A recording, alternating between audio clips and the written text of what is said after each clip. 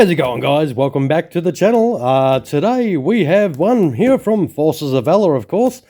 This is a 1/48 scale diecast. This is a little bit of an older one, so I did manage to score this on eBay secondhand. So if you do like what you see today, you'll have to do the same thing as me. And we have ourselves an awesome looking AH-64 Apache here. This is the A model, and I think this is from the 1st Air Cavalry, as we can see in there.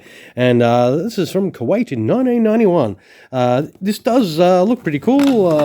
Let's have a little look on the back. It's got some little details on the back of the box as well. But yeah, this is how you get it. But it's no good in the box, is it? So what we'll do is we'll open up this box so we can check out this awesome looking 1/48 scale Apache from Forces of Valor.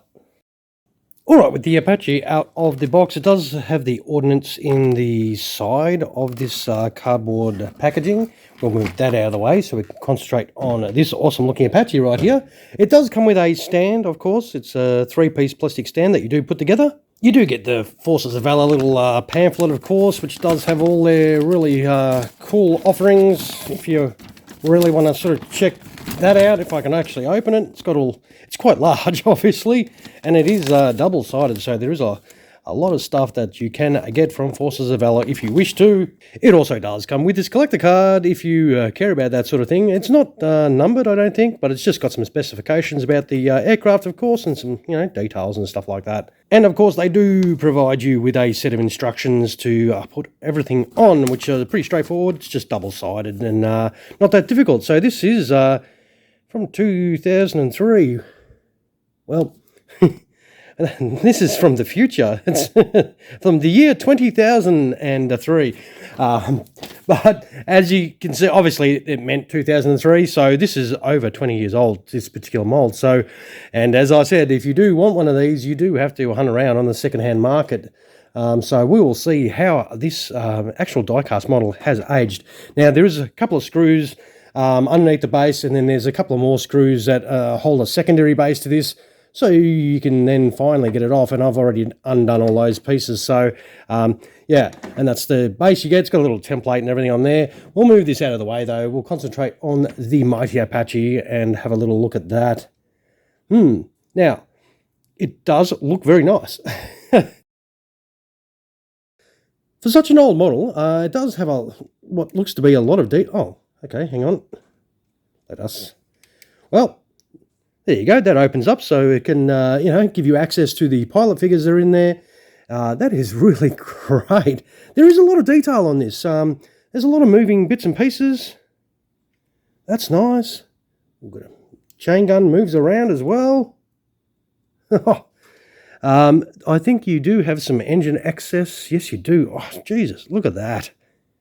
That is pretty cool for, as I said, a model that's over 2 decades old. So you do have some really fine details and all the little rivets and everything.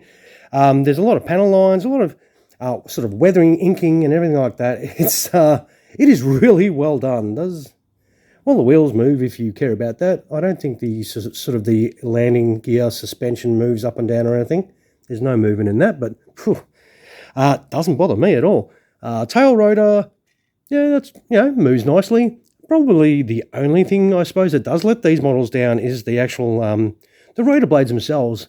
They're plasticky, same with the main rotor blades. They're very plasticky, sort of cheapy looking, but the rest of the diecast model looks absolutely killer. Yeah, so that is one thing that sort of, I suppose, straight away out of the box, looking at it, that is probably something that cheapens the model. But the rest of this diecast aircraft is fantastic. There is a lot of awesome detail. We should be able to open this side as well. Yep. How cool is that? I mean, they've even done a little bit of the weathering, like the inking inside there as well. So that is very nice indeed. What we'll do though, it's not really much of a helicopter, is it? So we will kit this out, we'll set it up, we'll put some ordnance on it, put the rest of the rotor blades on, and we'll look at this. We're all set up properly. We'll be back in just a moment. Alright, you do get a set of anti-tank missiles you can put on. Now, they are different in sizes, so those two are the same and these two are the same. As you can see, there is a difference in the length of those missiles quite considerably. So there is a two sets of different types of anti-tank missiles you can use. You always got to go a Hellfire route, I reckon, on an Apache though. They are tank busting. That's their job. You also do get the option of chucking these tanks on as well. You also get the traditional rockets that you can chuck on, those little pods on the side, and you also get this set of ordnance to chuck on as well. But wait, there's more. You can whack on a pair of Sidewinders if you want to add that. But remember, you've only got the option of those 4 hardpoints, so you have to make choices. But you can set up your Apache in a lot of different ways. All right, with some hard decisions made, we did choose our ordnance setup. So I went Hellfires and the rocket pods on the side. Very straightforward to set up the other rotor blades as well. You just push them in and then you put the top unit in, and that is complete. Yeah, it is a little bit sort of wobbly, I suppose. It's not quite true, but I tried to push as hard as I could to get everything to line up properly. But it's only going to be more apparent if you sit there spinning your rotor all day. But, you know, if it's static, you don't really sort of notice it that much. I think it does set up very nicely, as I said, for a model that's 2 decades old. This does look very nice for what it is. I really want to have a look at a newer version and see how much better they are. As we've seen with some of the, like that Cobra that we did, that was absolutely awesome, and that was a newer mold as well, like a 1/48 scale Cobra we did a while ago. But this does set up nicely. It does look fantastic. If we have a little look underneath, it's got a lot of screw holes, I suppose, if that was one thing that was going to annoy you. Because of where it's attached to all the bases as well, and the actual screw holes that are there to, you know, hold it together.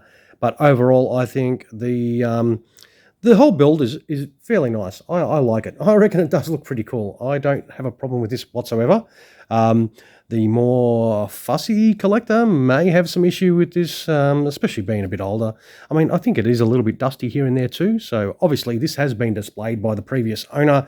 But as I like to do, I want to, even if I'm getting older models, I like to show them to people because a lot of you may not know what's out there, and it's always good to know. You know, you might find out about a model that's been out years ago, and you never knew it existed, and now you can look for it yourself. But these are older Apaches from Forces of Valor. Yep, very sweet.